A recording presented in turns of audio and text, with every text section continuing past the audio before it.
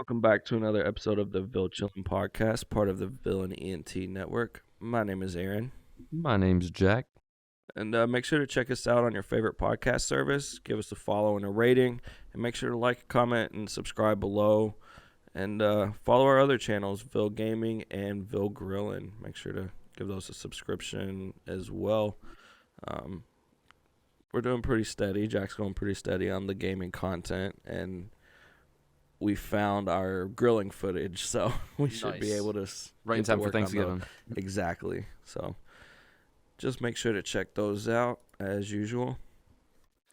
And today we are continuing our People of Kentucky series with one of my personal childhood favorites, Jim Varney, aka Ernest P Worrell. Were you a fan of Ernest? Of course. Like, that's definitely a. I didn't know he was from Kentucky growing up, though, so that was one of those things I was Not very either. surprised about. Until That's this awesome. episode, or until we started looking into this series, I guess. But yeah, it's awesome. So, yet again, another episode I'm really excited about, which I think I've said that for every episode we've recorded for this series so far, which I guess is a good thing. So, again, we'll be talking about the man behind, in my opinion, the best cinematic comedy character portrayal in the 90s. That's all I can say. Jim Varney is the man behind the legendary, mythical, and iconic character Ernest P Worrell. And I can't imagine that there are too many people in the U.S. who are around in the 90s who haven't at least heard of Ernest. Even if they didn't watch the movies, even if they skipped past them, they know who Ernest is. You know, At least saw the commercials. yeah, the commercials or somebody talked about it, and like there were always those kids who were like, "Oh, he's dumb," but they just didn't appreciate good comedy. What was your favorite? What was your favorite Ernest movie? Probably Scared Stupid, mostly because it was on a lot, probably, and I just saw it so much. But Ernest Goes to Jail was always really funny too.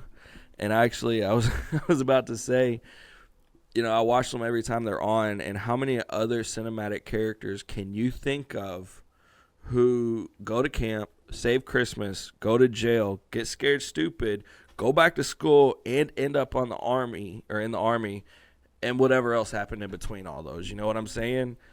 I don't think there is one. Ernest did it all, man. He was Yeah, out. cool He was there. Like when I think of comedy army movies, there's In the Army Now with Pauly Shore, and there's Ernest Joins the Army. What else is there? Especially in the '90s, man. Yeah, I mean there's others, but Major Payne was a good one. That was But that was either the one way, that's coming to mind, yep. and again, that's all due to the character portrayal. So Jim Varney was definitely a legend, and again, somebody I was impressed or surprised to find out, but happy to find out is from here. So Varney was born in Lexington on June 15th, 1949. And as a child, he had an uncanny proficiency in memorizing long poems and like large portions of material from books. And from a young age, he was known to use that ability to entertain friends and family. His mom would often turn on cartoons for him to watch and later find him imitating the cartoons, prompting her to enroll him in a children's theater at the age of 8. And his interest just kind of flourished from there. And as a teenager, he began competing in drama competitions and even won a state title while attending Lafayette High School in Lexington. At 15, he even played Ebenezer Scrooge in a local production, and by 17, he was performing professionally in like nightclubs and coffee shops and stuff. He studied Shakespeare at Barter Theater in Virginia and performed in an Opryland folk show in the 1970s. And he attributed his former teacher as being a mentor in his acting career. And when he was 24, he acted at the Pioneer Playhouse in Danville, Kentucky. And so it's really important, I think, to point out, and I'll definitely talk about it more too, but he wasn't just a crazy comedy character. Jim Varney was a very well-educated, I mean, he was quoting Shakespeare. He was known for just being able to quote Shakespeare anytime, anywhere, He was definitely an inspiration and a... Growing up and seeing some of his some of his scenes, like you would be surprised, like his comedy, you would be surprised that he was trained the way he was. Like, Yeah. And that was all acting, which shows educated, that it just shows how talented the guy was. Before Ernest, he was a regular cast member in the TV show Johnny Cash and Friends and played a recurring guest in the faux late night talk show Fernwood Tonight. From 77 to 79, he was cast in the TV version of Operation Petticoat, and just before his career as Ernest, he was cast in Pink Lady and Jeff while also playing Milo Skinner in the TV show Alice. During this time, he was also spending time touring as a stand-up comic, specializing in character comedy, no surprise there, and would impersonate numerous characters with elaborate backstories. And actually, during his stand-up career, he reportedly became friends with Robin Williams. So, he was definitely hitting the bigger comedy scenes if he was brushing shoulders with Robin Williams. Right. I didn't know he did stand up either. I always just thought of him as. It was really before the Ernest stuff took off. He moved out to LA and he worked on doing some comedy, and that's when he was in those other things. And then he kind of took a break. In the 80s, there was a big actor strike or something. And during that time, that's when he came back to Kentucky and started doing more like stand up and then the theater stuff here before he got involved in Ernest. Excuse me. But of course, his best known character is Ernest P Worrell, and he began as a character in commercial advertisement. First, as advertisement for the Dallas Cowboy cheerleaders when they came to Beach Bend Park, which, if you don't know, is an amusement park / drag strip / race course near Bowling Green, Kentucky. They actually have quite a bit. And so after that, the character was quickly franchised for use in so many markets and was quite popular in the dairy scene. Actually, especially milk commercials, ice cream commercials. And there was actually a series in New Orleans portraying Ernest as a spokesman for natural gas utilities. And after that ran, the same ad ended up being used in St. Louis and in Detroit in the mid-'80s.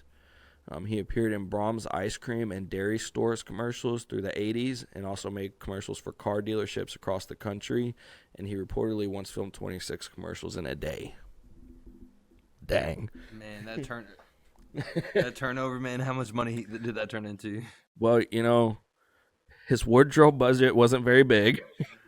And there wasn't any time between shoots. So, I mean, if you see Ernest and he's not wearing the overalls with the denim cap, then, So in the late 80s, the character was used in, of course, all the popular movies. Ernest Goes to Camp, of course, was the first one in 87, and it grossed $23.5 million at the box office and was only a $3.5 million production budget. That's pretty good. He was also in a short-lived TV series, Hey Vern, It's Ernest. Play on his iconic phrase, you know what I mean, Vern? And of course, his other movies, I don't have the exact details, but there were several. The first several were in theaters. Once they started declining, they ended up going straight to film. But even going straight to film, they still made money. Right. So Very profitable. I mean, syndication, man. Every holiday, they have a Ernest for it, so those just keep going. And exactly. I can't wait to watch Ernest Scared Stupid. I'm ready for Ernest Saves Christmas, man. Right, and that was the thing. The movie adaptation continued through into the late '90s to give us those titles like Saves Christmas, Goes to Jail, Scared Stupid, and more. All of them. And the character was used in some smaller indie films and stuff too. As cameos and stuff, he just randomly, you'd be watching a movie and he'd just show up. Yep, he was awesome, dude. Ernest was one of my favorites, man. I don't know, I have a lot of memories about Ernest. So, but beyond Ernest, it's definitely his most famous and arguably best, in my opinion. He played many other roles. In the early 80s, he played a character in the comedy drama The Roosters about the descendants of Wyatt Earp. In 85, he co-hosted HBO's New Year's Eve special along with Johnny Cash and Chris Christopherson. He starred as Jed Clampett in the 1993 production of Beverly Hillbillies and had even, like, other movies as well. He was the voice actor for the Slinky Dog in Toy Story 1 and 2. I don't know how I missed that. Yep. And he voiced Cookie Farnsworth in Atlantis, The Lost Empire. I don't know if you ever saw that animated. Was it Disney? I'm pretty sure it was Disney. He worked a lot with Disney. But it was an animated movie, and so he voiced a character there too. With Michael, I think it had like Michael J. Fox or something. And that actually came out after he died. Oh. Because he passed in 2000, and that was released like shortly after his passing. He had a cameo in The Simpsons and even appeared in some of the final episodes of Roseanne. He was also in a film that a lot of people probably don't know about. A 1998 film, Three Ninjas, High Noon at Mega Mountain. That was my jam. What do you mean? Okay, I wasn't sure. Like, well, of course, Hulk Hogan. With Toby and yeah, like the three ninjas. Yeah. Oh yeah, the three little kids. Yeah. Is that the same? Yeah. They was like I can't Rocky, Colt, and Tum Tum. Whatever. Tum Tum, because he liked to eat. Like you said, bro. it had Come Hulk on. Hogan in it. Yeah. Well, see, it's interesting. I didn't know how popular those were. I was really into those movies, all of them, because that wasn't the only Three Ninjas movie.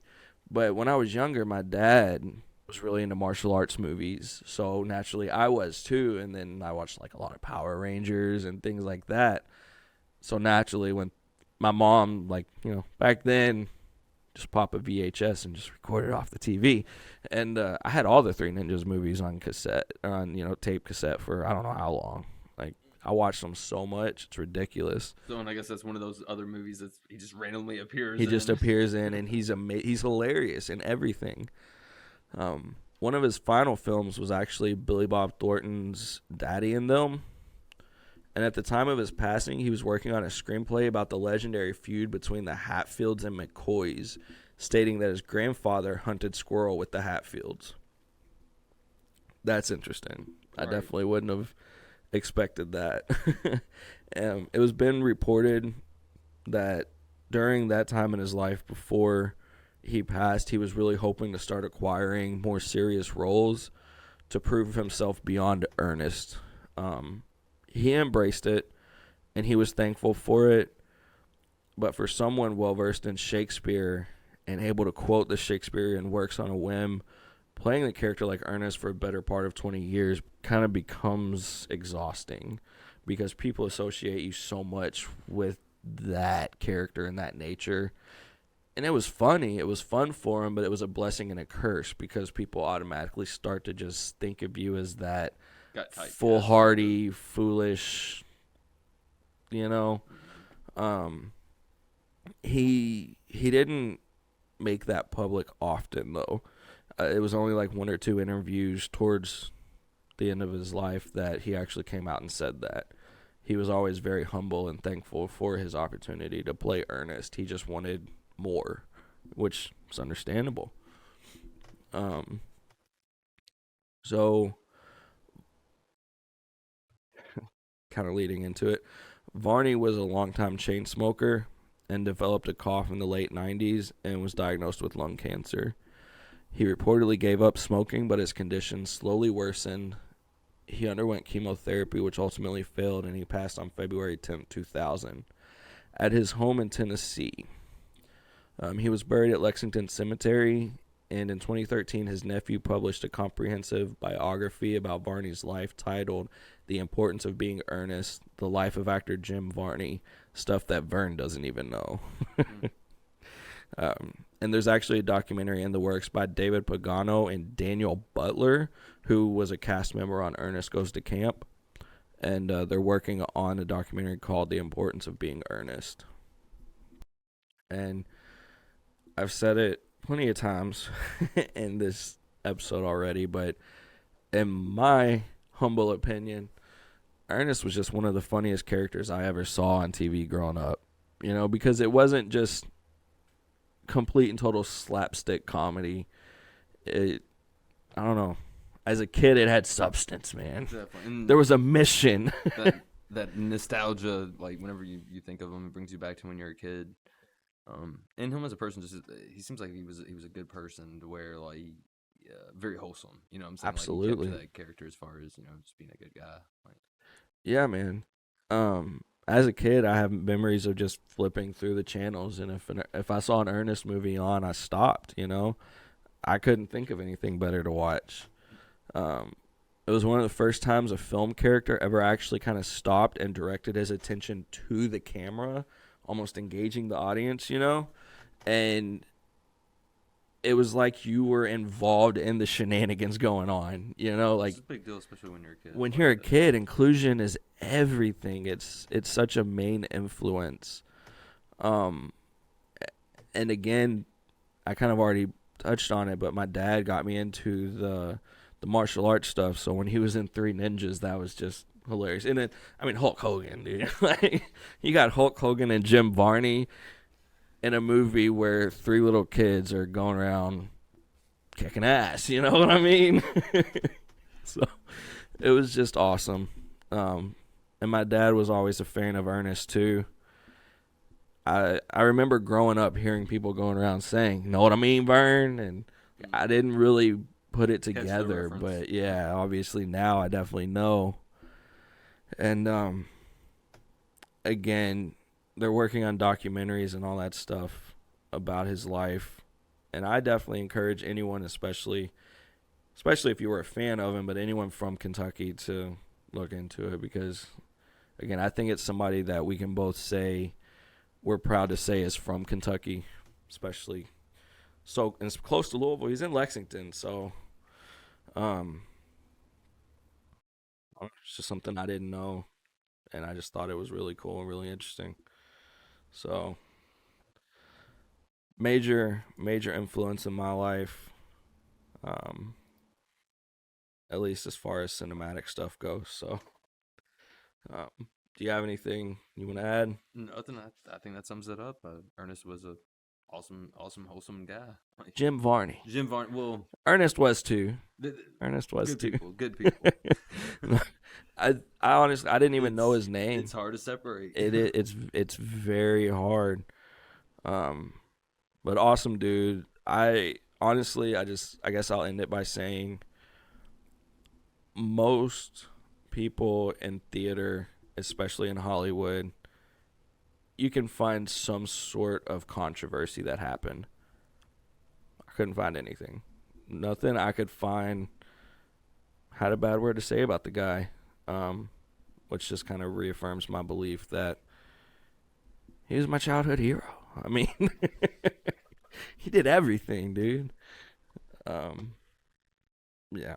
I guess with that, again, make sure to like, comment, and subscribe. Check out our other channels. As always, be blessed. Bless someone around you. See y'all next time. See you later.